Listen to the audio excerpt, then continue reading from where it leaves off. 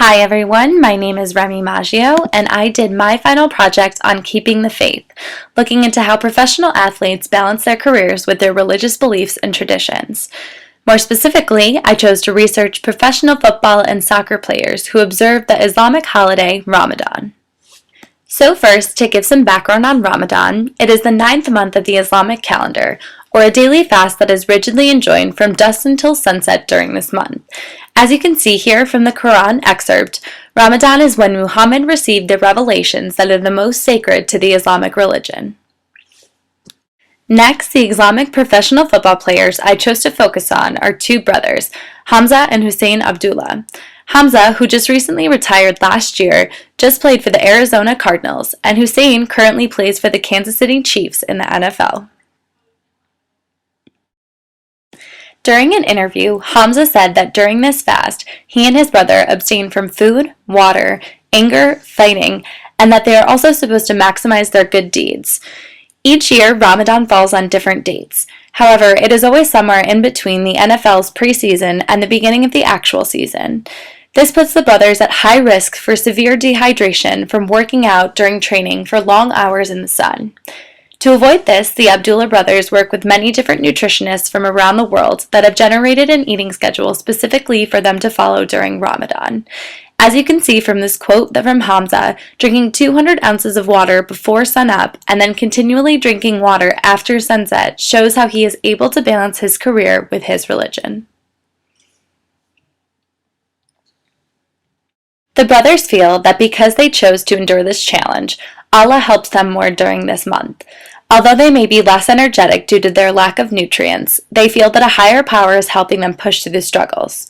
In a way, I feel that this represents the idea of the gift exchange, as they are making this sacrifice for their God while having faith that He will protect them while playing. I also thought it was important to mention that 2 years ago during the 2012 football season, the brothers actually took this season off in order to make their pilgrimage to Mecca.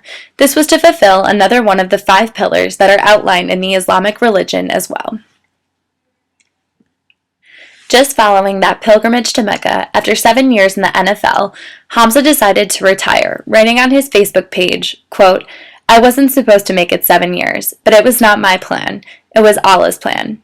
Allah plans and man plans, but surely Allah is the best of planners." End quote. Switching gears a little bit, not only are professional athletes in the US practicing this, but a very notable European soccer player, Frederic Canute, followed Ramadan through his entire professional career, all the way from 1997 until his retirement last year. As you can see in the photos here, he has continually been pictured praising Allah and giving thanks on the field while he is playing soccer. Although soccer officials in Spain tried to ban players from fasting and playing, Frederic insisted on doing so, and a compromise with officials and players was made.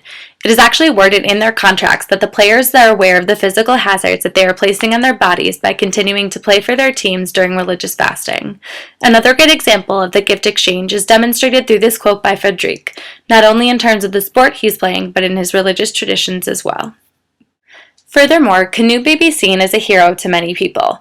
As we have learned throughout this course, a hero is defined as an athlete who contributes their fame and fortune to their community. Canute exemplifies this in many ways, not only during Ramadan but throughout the entire year. He created the Canute Foundation to donate his money and many others to a children's village in Mali that cares for orphaned and vulnerable children. He is pictured here teaching some of those children. Although observing this holiday might seem like a serious threat to an athlete's personal health and performance, the Abdullah brothers and Frederic Canute are living proof that it is possible to stay faithful to their religions and be successful in their professional careers as athletes.